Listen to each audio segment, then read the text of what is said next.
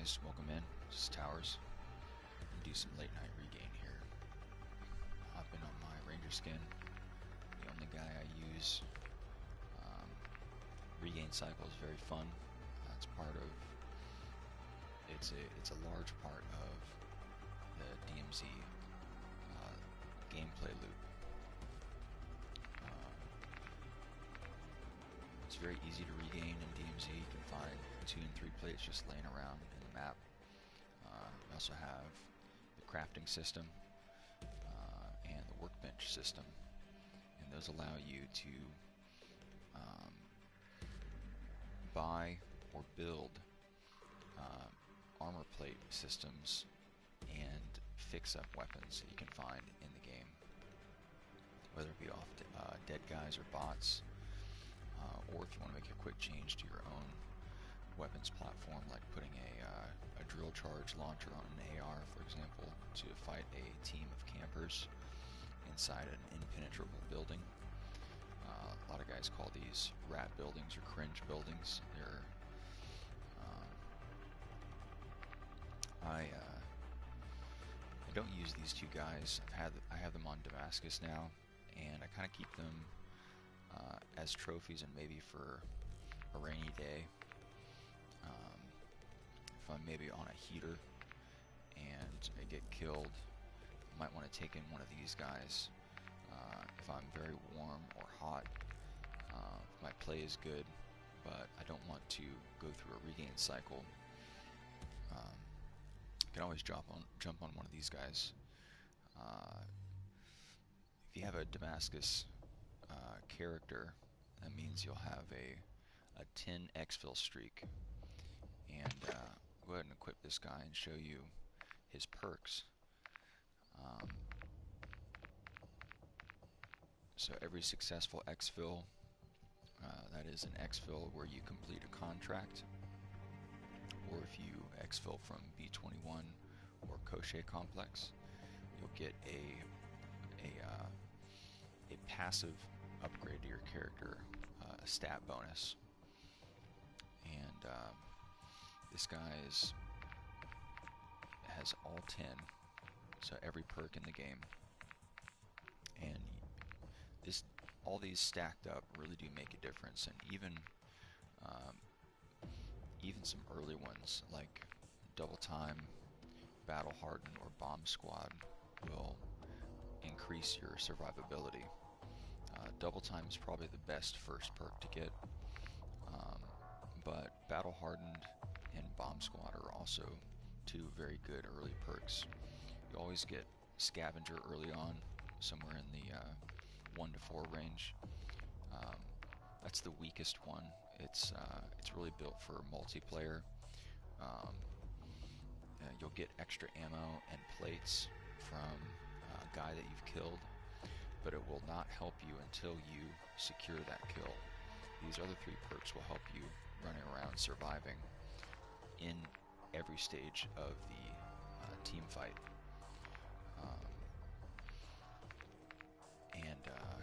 Later on you get some higher level perks. Focus is really more built for snipers or marksman rifle players. That just helps you focus in ADS when you hold your breath, steady your aim. Cold-blooded is makes you unscannable, so guys will have a harder time calling you out if you're using a spotter scope and stuff like that. Almost nobody uses tactical cameras, but they can come in clutch sometimes. Like say if you can get a tac camera on the top of a roof that a team is camping and they don't see it deployed, you can mark them all out, see if they have any traps like claymores, proxies, proxy mines, stuff like that, and mark those out, call those out to your teammates as well.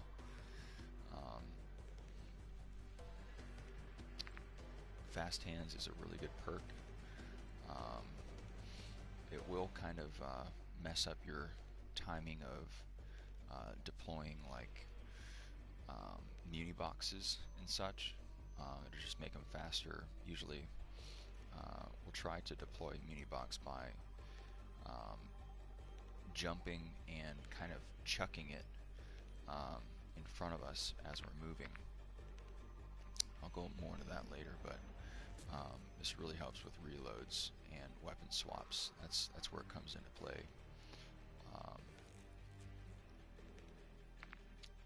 Quick fix is you'll start your health regen when you secure a kill or when you start putting in a plate. That'll help in those high pressure scenarios. Spotter is very good. I don't think I've ever used the hacking feature, and I don't know exactly how that works, but I would assume that it's something like, if you can hack a proxy mine, that'll turn it against the enemy team.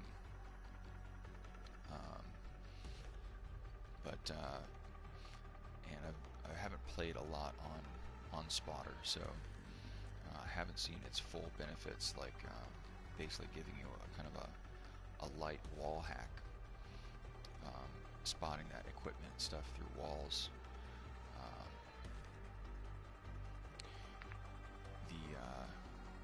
Seeing a sentry turret through a wall.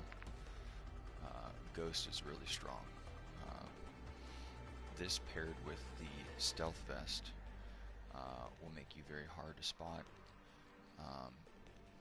And if you have this perk, that could free you up to using a different type of vest, like a tempered or a med plate, or even a comms vest. But I haven't played a lot on fully dammied out characters, Damascus characters, 10 exfil streak characters. So I want to do more testing with that and kind of go more into depth on that later. But I'm going to switch back to our Ranger skin. And this guy right now has double time. Very, very strong first perk. And it'll double the direction of your tactical sprint. Just make you quicker, more mobile. Help you move through open terrain easier. And it could even help you against guys that are running hollow point, the weapon attachment type. The hollow points will cripple you. If you hit leg shots, you'll be forced to stop tac sprinting. So if you do get hit by a hollow point round in the legs as you're running, you'll have to eat that. But if he's unable to hit any more leg shots on you, you do have that double time working for you in that instance. You can get to cover, get to a favorable reposition a lot quicker, and it increases your chances of winning that gunfight. This guy has a med plate, my preferred armor system. That will give you, most people know about the res speed boost it gives you for self-resing and for resing your teammates. This really comes into play when they're in a full dead state and you have to fully res them. You'll see the benefits of that very clearly, but it also gives you a boost to your health, your base health regen time. So if you're broken and taking damage, if you can somehow stop taking damage, your base health regen will regen faster, and that is probably the factor that sets this med plate on the top over tempered, over stealth, over comms. He has an advanced. I think I got that from the Juggernaut last game, just walking around Mazrah near the base of High Rise, and does have a large bag, a durable, and a selfie as well. For this regain run, I'm going to be doing this. I'm going to be loading into Maz and likely heading into Kosh, but we'll see where the round takes me. I would like to get the Chemist his M13 Bravo and the high rise from TAC from the sniper team mission that's always there on the kind of the second landing under the main the large high-rise tower. And if I can get there, I'll show you where that is and why I like to get that TAC 56. I'm a smoke and knives player, and so I'll bring in a muni in almost every game, but especially solo for those 2 extra smokes you can get by stowing your first smoke and hitting a munitions box. This also works on ammo caches, those big ammo dumps that are in every buy station, and some are kind of spread around the map without buys next to them. But if you hit it with a smoke equipped, if you hit an ammo cache with a smoke equipped and not a muni box, it's not going to pop out 2 extra smokes as if you would hit a muni box. If you hit a muni box with a smoke equipped, it will give you 1 extra. But if you stow that, if you put that in one of your first slots here, it'll refill that 0 smoke counter all the way back up to max, as it will refill all of your equipped weapon ammo to max and your lethal to max. So if you want to stow extra, if you want to have an extra knife and an extra smoke right off the bat, just go ahead and stow those lethals and tacticals and hit your muni. Now you have 3 smokes and 3 knives instead of 1 smoke and 1 knife. So for this regain run, we're always going to start with our highest cooldown slot, the one that takes the most time. And we do that because we want to maximize our efficiency as we're playing. If we die with our highest cooldown equipped, we can be working towards reducing that cooldown through subsequent successful extracts, building up cash, dropping self-revives and cash in, and even bot guns in dead drops that will all work towards reducing your cooldown for your insured weapon slots. And you don't want to work from your lowest cooldown to your highest cooldown, because you will not gain that efficiency bonus. You will not be having a insured gun working for you even as it's on cooldown. If you die 3 times in a row, now you're completely out of insured weapons, and you also will have used your highest cooldown time last, so that will take even longer to come back. So if you die in 3 times in a row using your highest cooldown to your lowest cooldown, your high cooldown weapons will still be working for you. They'll still be cool. They'll still be counting down as you're in match in that last quickest insured cooldown weapon.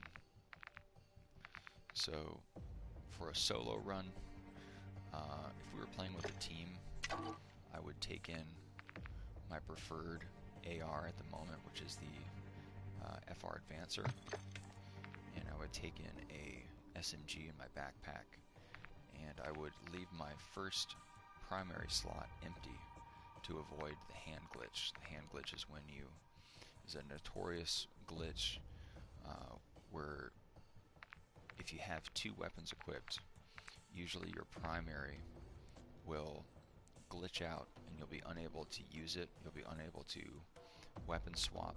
You'll be unable to reload cancel because the game just thinks that you know, only have this one weapon, doesn't give you this other weapon back.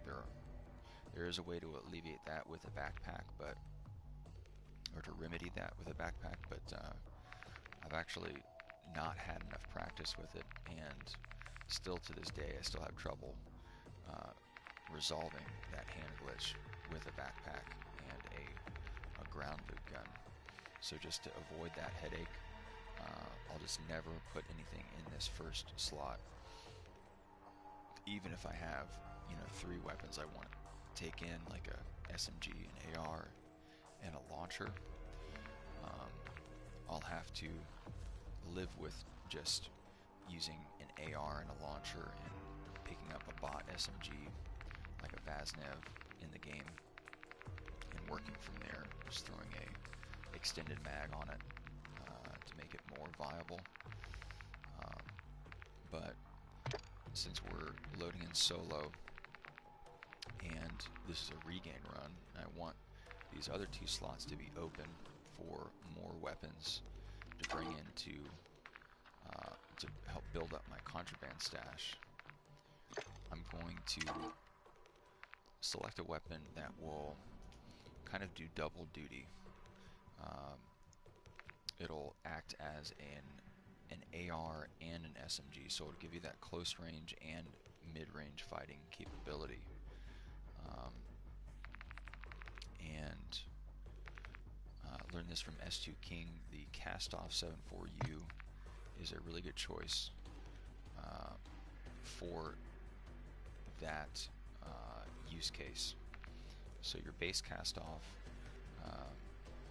as you find it in game from a bot, a Cast-Off is going to come with a smaller mag, the 20 round mag option, and it's also going to come stockless. So, you know, the benefits you'll get from that are increased movement speed. You have just better overall mobility.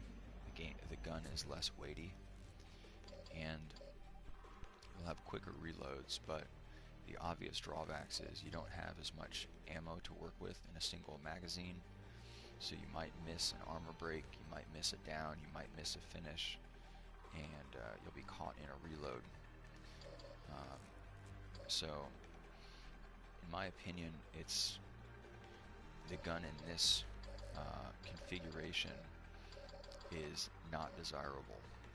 So the first thing you'll want to do is, at a workbench, is you'll want to just go ahead and delete that 20 round mag option. That gives you 10 more rounds in the magazine, up to 30. And then you also have a 45 round mag option, which is ideal, which is if you have enough cash, you want to throw that 45 mag on there. And then you go ahead and delete your stockless option, which will give you the base stock back. The base stock on this weapon is it is a lighter stock. It's one of the good features about the Cast-Off. Not the best recoil control and aiming stability, but it does give you very good movement, speed, and agility bonuses. So I wouldn't recommend messing with the other stock options. A guy like Lando, I think he uses the Otrezat stock or the Markiv for just better movement speed, to kind of get halfway in between a stockless option and a stock option.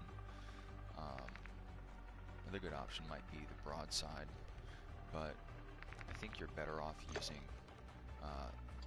that attachment count for a different different option, like a ammunition type, an underbarrel attachment, a laser, or a muzzle device. And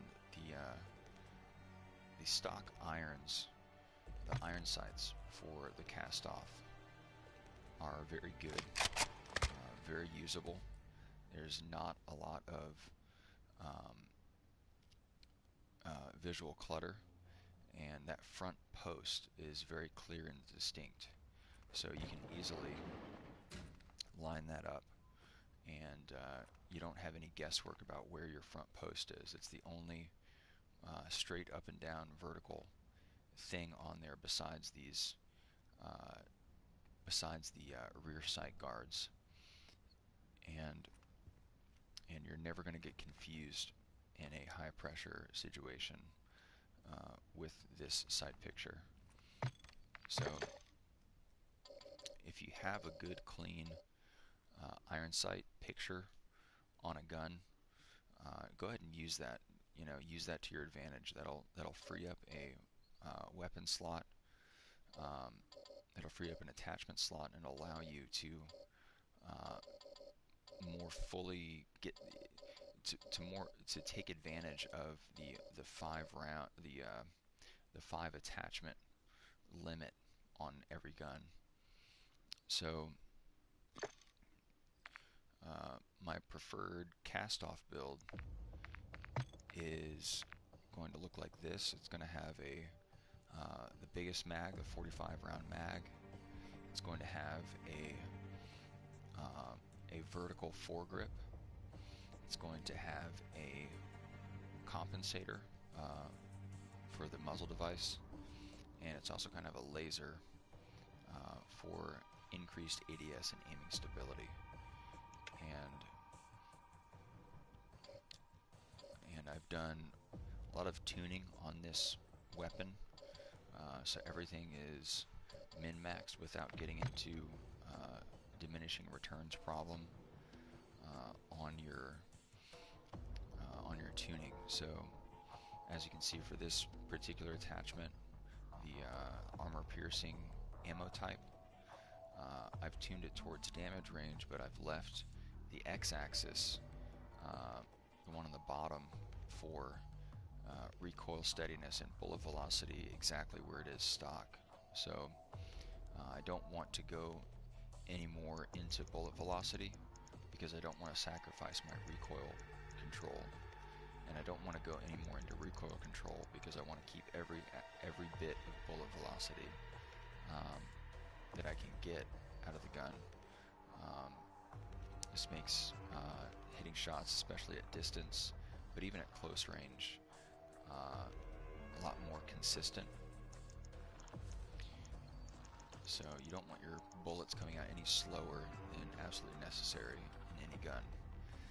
And you also don't want to, you don't have super fast, hit scan bullets, but your gun is jumping all over the place, and so all of those very fast bullets are going into the sidewalk, they're going into a brick wall, they're going into the sky, they're not going into an enemy operator. So we're going to leave that at 0. Here's the tuning on the foregrip, tuning on the muzzle device. As you can see there, I've tuned the y-axis towards recoil stabilization, sacrifice a little bit of ADS, which I've gotten back with my laser, but I'm not messing with the aiming idle stability or the recoil control at all on this. And finally, we've got the OLE 5 laser, and we have sacrificed a bit of aiming idle stability on the x-axis towards ADS speed, and we've also tuned it towards sprint to fire speed. And that's how this particular attachment on this particular rifle is best tuned. It's the best use of the tuning on that. We've gone with the laser because we're losing ADS time with our muzzle device and with our vertical foregrip.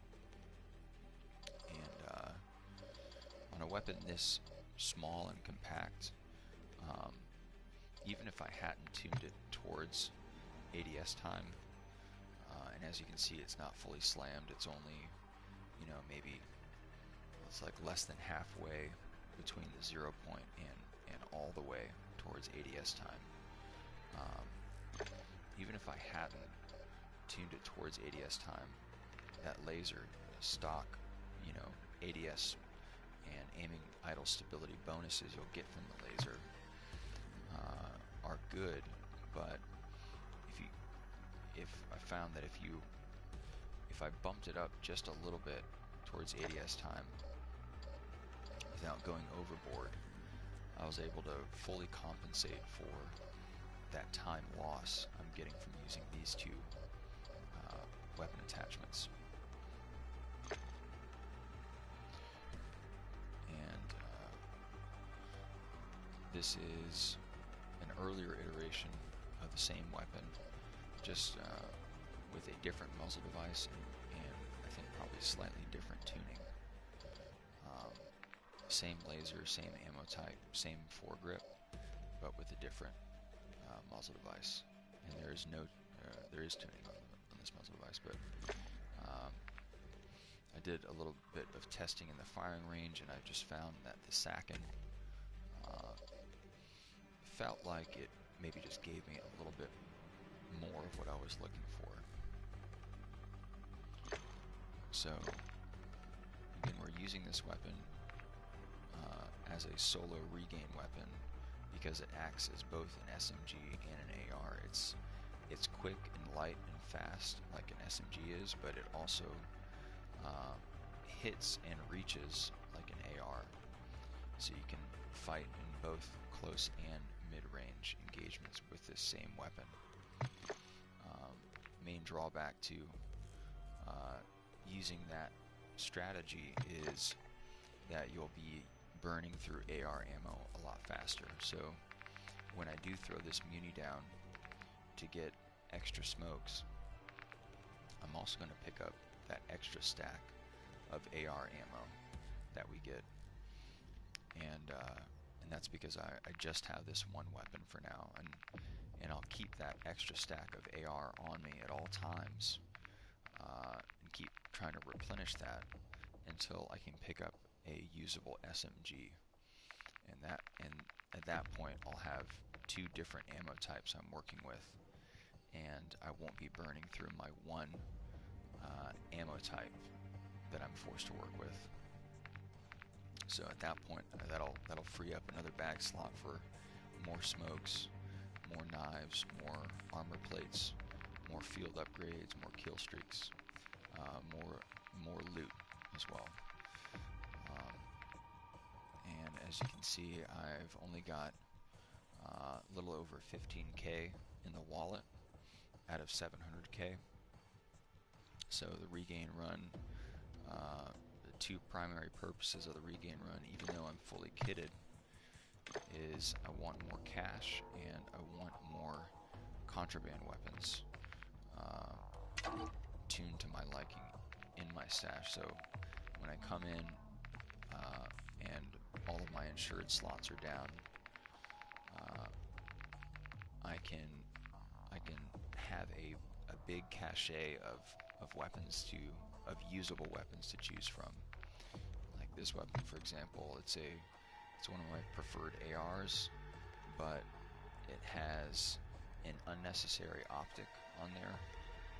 It also has a grenade launcher underbarrel attachment on there. I don't use the regular grenade launcher. I will sometimes use a drill charge underbarrel, and it also has a suppressor on there, which I've been thinking about using more on this particular weapon to add more bullet velocity and damage range.